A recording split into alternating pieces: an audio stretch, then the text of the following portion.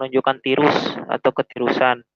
Dalam penunjukan tirus ini, kita mencantumkan perbandingan kemiringannya. Seperti pada gambar ini, kemiringannya 1:10, yaitu 1 itu melambangkan diameter ini, diameter sebelah kiri, dan 10 itu melambangkan diameter sebelah kanannya, 1:10 miringnya itu. Lalu ada pada poros dan pasak. Kita tinggal ini aja sih, tinggal menambahkan depannya, logonya.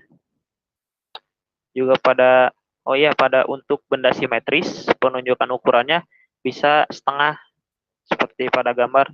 Tidak perlu full dari ujung diameter ke diameter, tidak perlu, bisa setengah saja seperti pada gambar.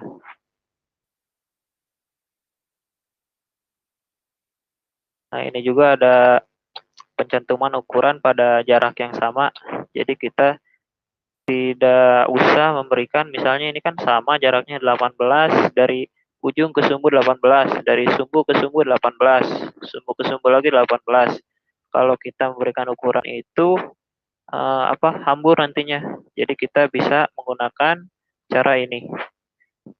Dari ujung ke sumbu 18. Lalu langsung saja dari sumbu itu ke sumbu yang akhir. Tulis saja 6 kali 18.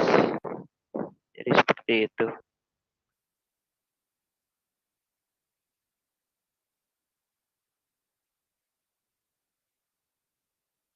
Ini juga ada contoh penunjukan ukuran yang salah dan benar. Nah, yang gambar pertama ini yang sebelah kiri, kenapa dia salah? Karena dia penunjukan ukurannya tidak sesuai pengerjaan, dan ini ya tidak sesuai pengerjaan. Nah, yang kanannya ini benar. Yang pertama kan kita mengebor dulu nih. Yang mengebor lubang pertama. Terus kita mengebor lagi lubang yang kedua. Kemudian kita membubut dari ujung kanan ini sampai ke sini. Ini sesuai proses pengerjaan.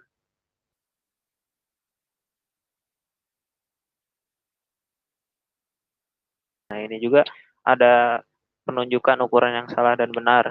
Kita lihat sebelah kanan. Kenapa yang lingkaran sebelah kiri ini salah? Karena panah ukurannya tidak menunjuk langsung ke titik sumbu. Jadi salah. Seharusnya seperti yang lingkaran sebelah kanan. Dia langsung menunjuk ke titik sumbu, walaupun tidak dipanjangin panah ukurannya ke titik sumbu, tapi dia mengarah langsung ke titik sumbu.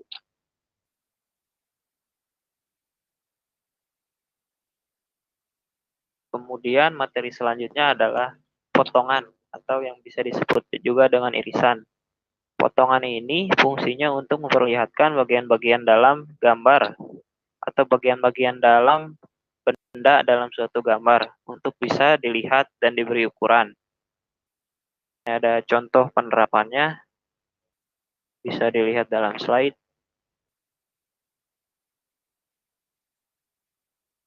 Nah, kemudian ada jenis-jenis potongan atau irisan. Yang biasa digunakan itu ada 3, yaitu potongan seluruh, separuh, dan potongan setempat atau lokal. Pertama ini ada potongan seluruh, potongan atau yang disebut juga potongan dalam satu bidang, di mana pada potongan ini pemotongan benda kerja dilakukan sehingga benda kerja seolah-olah dibagi menjadi 2 bagian seperti pada gambar ini. Ya, dipotong 2 bagian, kemudian diarsir bagian-bagian yang terpotongnya. Lalu yang kedua adalah potongan separuh. Nah, potongan separuh ini adalah pemotongan benda kerja untuk digambarkan. Jadi seolah-olah benda kerja itu dipotong menjadi 1/4 bagian. Tapi syaratnya untuk melakukan potongan separuh ini hanya bisa dilakukan pada benda kerja yang simetris.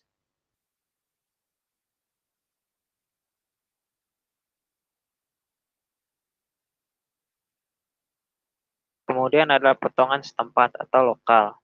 Potongan ini cocok digunakan apabila hanya diperlukan sebagian dari yang ingin diperlihatkan atau untuk dipotong memanjang.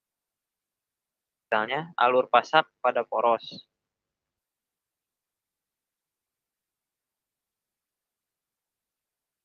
Selain yang biasa digunakan tadi itu, selain seluruh, separuh, dan setempat, ada juga empat jenis potongan lain sesuai dengan kebutuhannya biasanya digunakannya. Yang pertama ini adalah potongan meloncat. Potongan meloncat digunakan misalnya pada space karburator. Kan itu lumayan rumit ya untuk memberi ukurannya. Kita bisa menggunakan potongan meloncat yang hasilnya seperti ini di gambar sebelah kiri. Lalu ada potongan menyudut. Potongan menyudut ini biasanya digunakan pada benda-benda yang memiliki sirip atau penguat pada pinggirnya. Kan penguat itu tidak boleh dipotong, jadi kita menggunakan potongan menyudut. Bisa dilihat contohnya pada slide.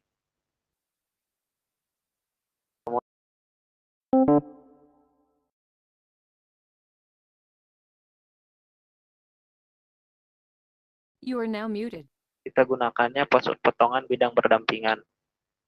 Lalu ada potongan putar.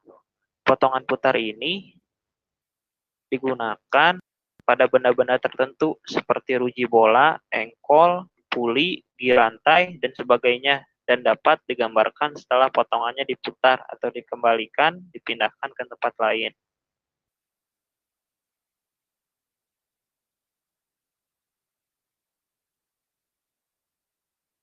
Kemudian juga ada catatan ini untuk potongan.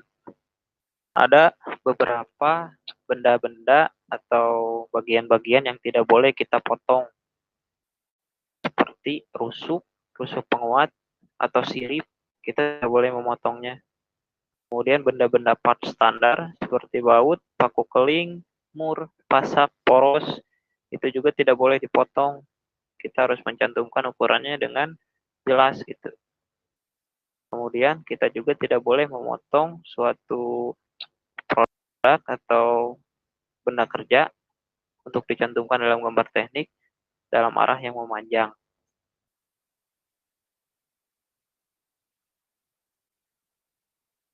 Nah, kita lanjut ke materi selanjutnya. Ada harga kekasaran atau yang disebut dengan konfigurasi permukaan. Harga kekasaran ini merupakan kondisi suatu permukaan hasil proses pengerjaan dan biasanya diklasifikasikan menjadi 12 kelas, yaitu N1 sampai N12. Semakin kecil nilai N-nya ini, kondisi permukaan akan semakin halus, dan semakin besar nilai N, maka permukaannya akan semakin kasar. Lalu ada fungsi dari konfigurasi permukaan. Fungsinya adalah sebagai instruktur bagi operator untuk penyelesaian akhir atau finishing, untuk penyelesaian suatu pekerjaan pada permukaan benda kerja tersebut.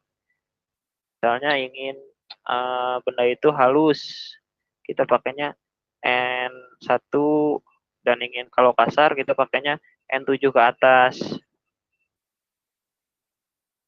Kemudian ada tanda pengerjaan. Tanda pengerjaan ini yaitu lambang bagi suatu perintah proses pengerjaan. Nah, ini ada simbol-simbolnya juga.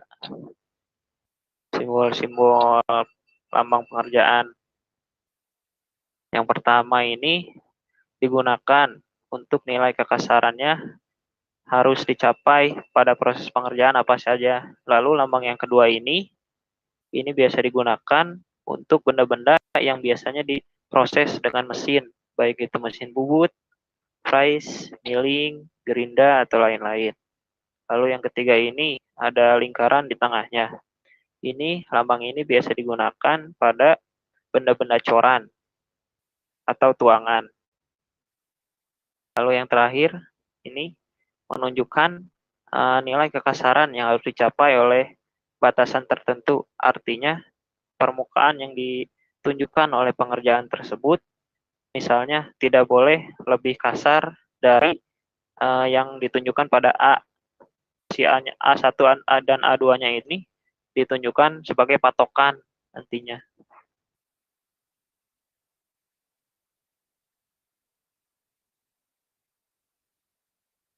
Lalu ada simbol bekas pengerjaan. Nah, ya, simbol bekas pengerjaan. Ini ada simbol sama dengan, biasanya digunakan pada benda-benda yang mengalami proses kerja di kikir, itu akan menghasilkan guratan-guratan pada permukaannya lurus. Lalu ada juga yang tegak lurus. Ada juga yang X, yang M, C, dan R. Ini digunakan sesuai dengan hasil proses pemesinan yang kita lakukan.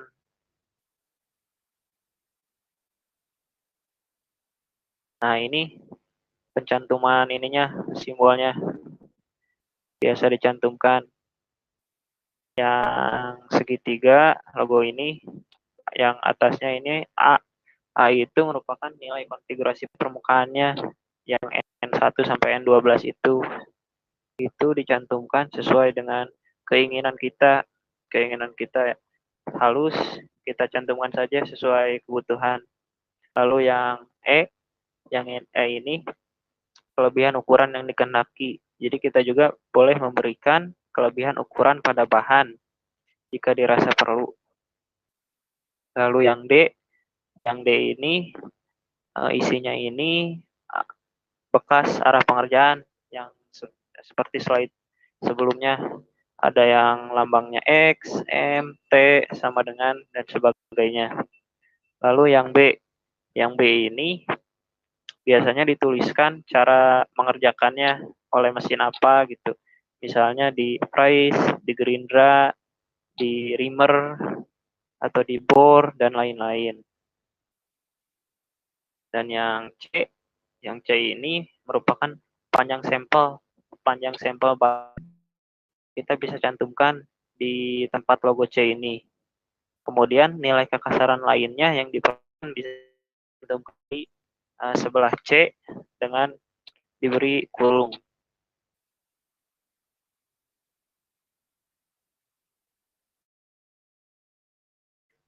Penggunaan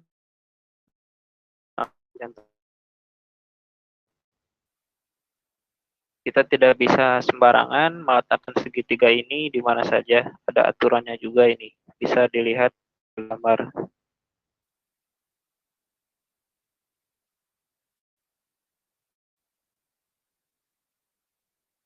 Lalu kita lanjut ke materi toleransi.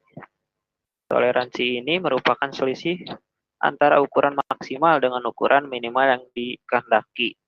Dalam toleransi ini, ada 3 jenis toleransi, yaitu toleransi umum, toleransi khusus, dan toleransi geometris.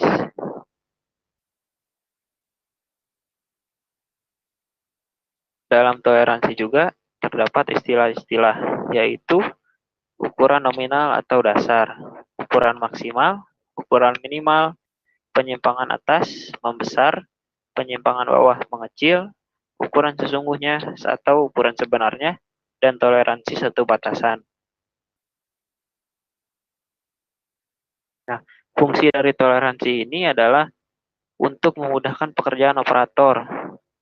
Yang kedua, agar benda kerja dapat dibuat dan dapat berfungsi. Yang ketiga, agar benda dapat diproduksi secara massal. Dan yang terakhir, agar benda yang dibuat memiliki sifat mampu tukar.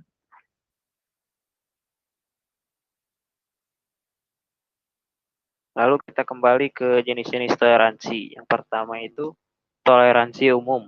Toleransi umum merupakan toleransi yang mewakili beberapa toleransi umum yang dituliskan pada catatan umum. Nah, tingkatannya itu ada 3, halus atau teliti, sedang atau medium, dan kasar.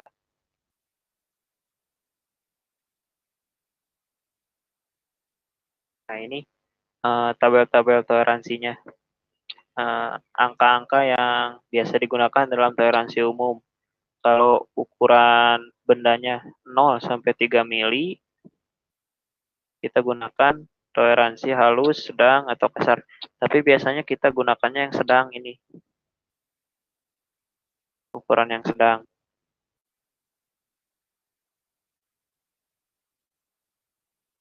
Nah, ini juga tabel toleransi umum, tapi penggunaannya untuk radius dan chamfer.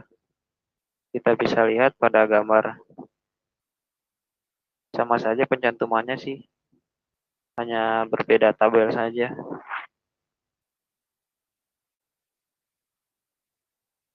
Lalu letak penyimpanannya itu untuk toleransi umum adalah di atas kepala gambar atau etiket. Kita bisa lihat pada gambar ini, yang ukuran toleransi ini di atas nama-nama part pada etiket di sebelah kanan.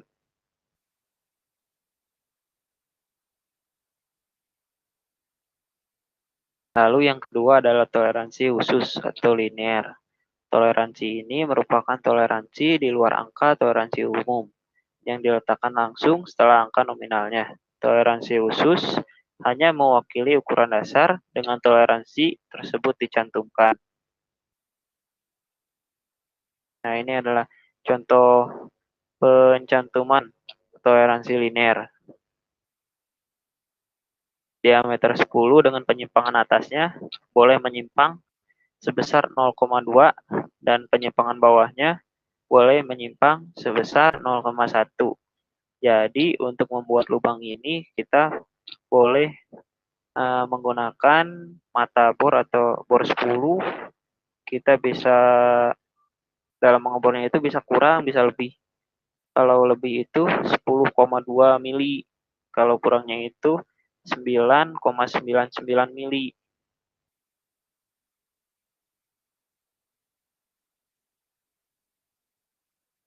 Lalu yang ketiga adalah toleransi geometrik. Toleransi geometrik mencangkup toleransi bentuk, posisi, tempat, dan penyimpanan putar. Dalam tabel ini, jenis-jenis toleransi diperlihatkan dengan lambangnya masing-masing. Toleransi bentuk membatasi penyimpangan diri sebuah elemen, baik titik, garis, sumbu, permukaan, ataupun bidang medi dari suatu geometrik yang ideal. Posisi, tempat, dan penyimpanan putar dibatasi penyimpangan posisi atau tempat bersama dari dua atau lebih elemen.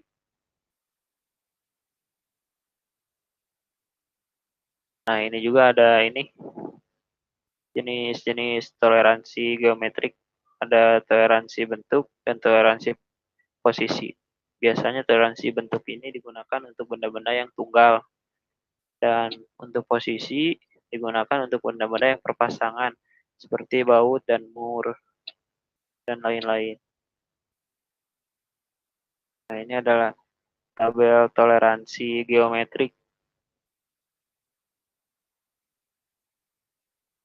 Nah, kalau kelurusan ini lambangnya garis lurus. Kalau kedataran, jajaran genjang. Kebulatan ada lingkaran. Kesilindrisan ada lingkaran dengan garis miring di pinggirnya.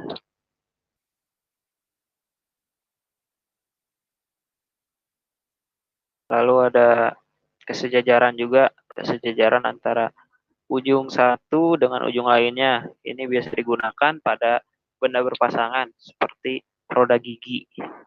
Lalu ada ketegak lurusan, sama juga untuk benda-benda yang berpasangan, ada ketirusan juga. Lalu ada toleransi posisi. Lambangnya ini lingkaran dengan garis sumbu. Kita bisa lihat saja pada slide ya.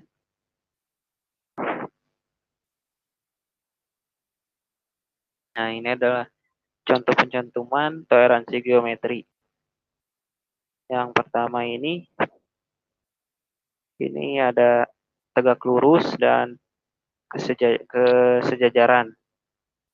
Maksudnya itu yang tegak lurus 0,2 B ini adalah sisi bawah dari benda kerja tegak lurus terhadap sisi belakang dari benda kerja ini.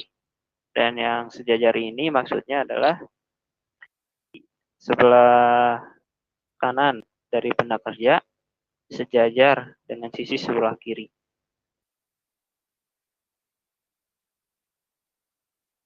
Ini juga ada contoh pencantuman ukuran geometri lainnya, bisa dilihat.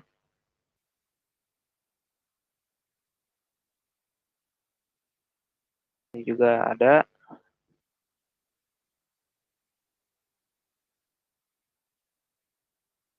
Nah, lalu dalam toleransi itu ada juga yang disebut dengan suaian atau fits. Suaian ini merupakan perbedaan ukuran antara dua buah benda yang berpasangan sebelum dipasangkan. Jenis-jenis suaian atau fit itu ada 3, yaitu suaian longgar, clearance fit, suaian tak tentu atau pas, atau yang disebut dengan transition fit, dan suaian sesak atau inference fit.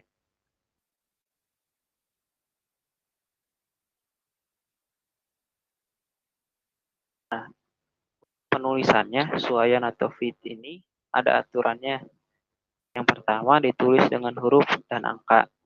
Yang kedua, huruf yang menunjukkan daerah atau kedudukan toleransi. Yang ketiga, angka untuk menunjukkan kualitas toleransinya. Huruf yang digunakan adalah huruf abjad A sampai Z, huruf besar ataupun kecil, kecuali I, L, O, W, dan Q. Dan angka yang digunakan adalah 1 sampai 16. Lalu untuk lubang menggunakan huruf kapital, dan untuk poros menggunakan huruf kecil atau sebaliknya sesuai dengan basis yang digunakan, baik itu basis.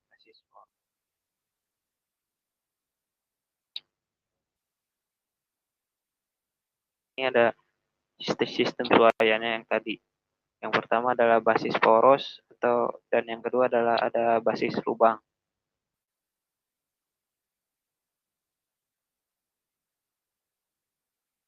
Nah, dalam basis lubang juga ada tingkatannya.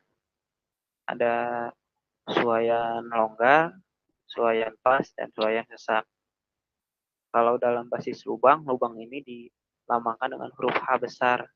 Dan untuk pencantuman ukuran pada porosnya dilambangkan dengan ukuran angka yang kecil, huruf yang kecil. Untuk suaian longgar A sampai G, suaian pas H sampai N, dan suaian sesak P sampai Z.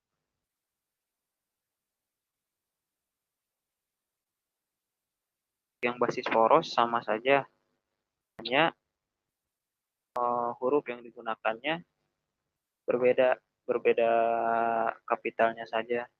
Misalnya huruf untuk lubang, dalam basis lubang kan huruf H-nya itu besar.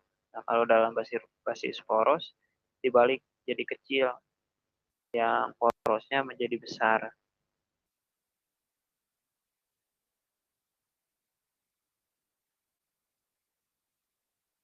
Lalu ada klasifikasi suaian.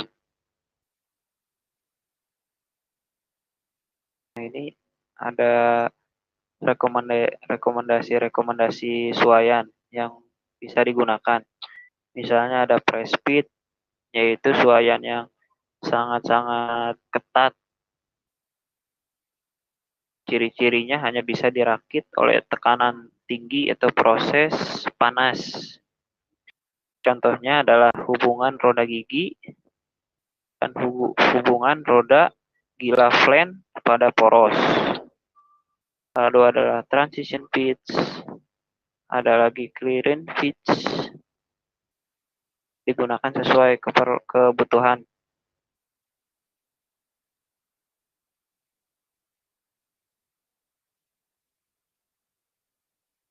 Nah, dalam suaian juga ada istilah-istilah yang digunakan.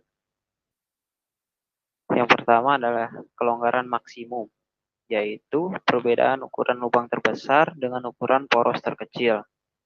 Kemudian ada kelonggaran minimum, perbedaan ukuran lubang terkecil dengan ukuran poros terbesar. Lalu ada kesesakan maksimum, yaitu perbedaan ukuran poros terbesar dengan lubang terkecil. Dan yang terakhir adalah kesesakan maksimum, perbedaan ukuran poros yang terkecil dengan lubang yang terbesar.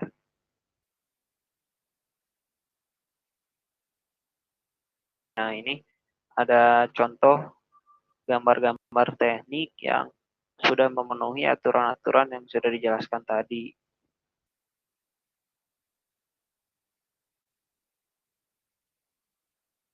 Nah, ini saya bikin kartu penutup. Nah, biasanya di gambar teknik ini ada 3 halaman utama. Halaman pertamanya itu biasanya dipakai untuk benda 3D assembly atau 3D yang sudah dirakitnya itu.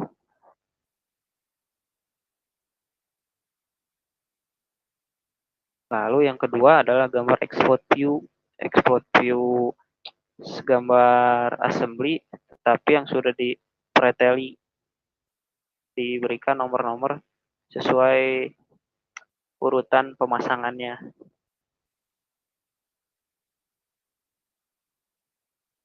Lalu di halaman ketiga baru kita mencantumkan gambar susunan. Halaman keempat dan selanjutnya kita memberikan gambar bagian. Disarankan jika kita menggunakan CAD, di setiap gambar bagian diberikan contoh gambar 3D-nya untuk mempermudah operator dalam mengerjakan benda kerja yang saya buat tadi, kartu penutup. Ini merupakan gambar assembly-nya atau rakitannya.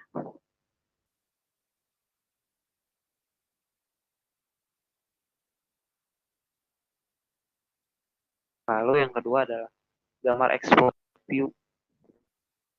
Ada pot yang paling besar ini urutannya dimasukkan ring dulu, kemudian dimasukkan pot yang ketiga, lalu masuk pot keempat, dan masuk pot kelima per masuk, lalu masuk pot keenam untuk sebagai penguncinya, dan yang terakhir mur sebagai pengunci kartu penutup itu sendiri. Nah, ini ada contoh benda kerjanya. Nah,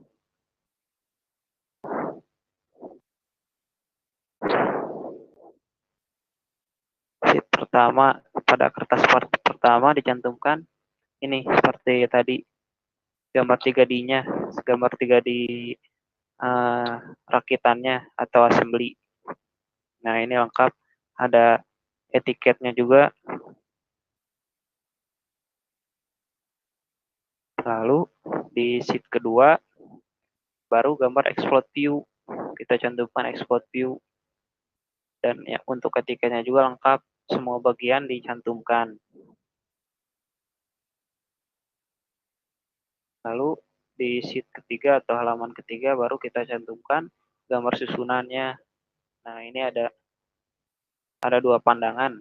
Ada dua pandangan, pandangan atas dan pandangan samping. Dalam gambar susunan dicantumkan pada etiketnya juga lengkap. Semua part dituliskan dalam kolom etiket.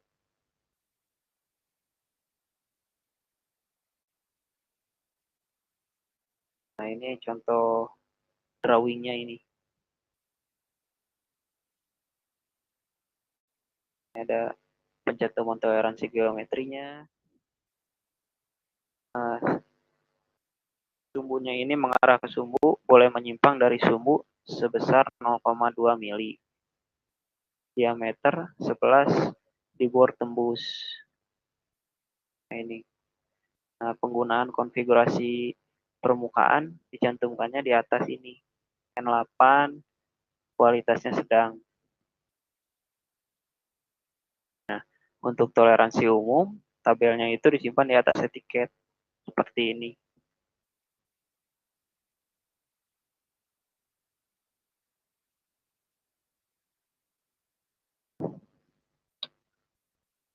Ini ada lagi pencantuman ukuran yang lainnya dari kartu penutup. Sama saja sih sebenarnya.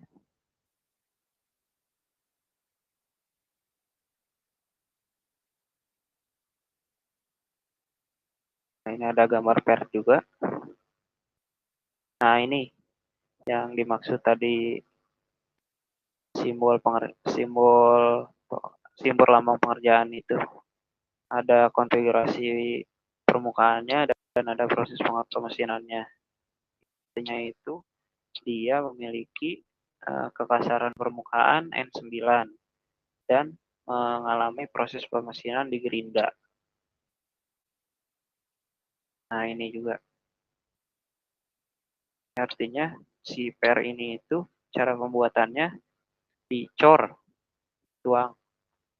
Kemudian ada di sampingnya ada logo lambang lain yang berarti dikerjakan dengan mesin. Jadi yang pertama ini per ini dicor, kemudian disempurnakan dengan proses pemesinan, yaitu proses gerinda. Contohnya.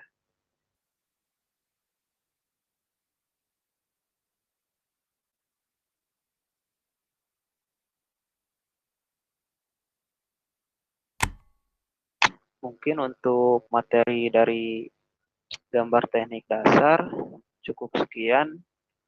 Mohon maaf bila ada kekurangannya. Mungkin kita masuk ke sesi tanya jawab langsung saja. Ada dari Rosmawati menanyakan, apakah ada hubungannya antara harga kekasaran dengan biaya produksi? Nah, dalam hal ini juga tentunya ada hubungan antara harga kekasaran dengan produksi, dengan biaya produksi. Hubungannya adalah jika harga kekasaran pada benda semakin kecil atau halus, maka biaya produksinya akan semakin mahal. Dan sebaliknya, jika harga kekasarannya semakin besar, maka harga produksinya akan semakin mahal.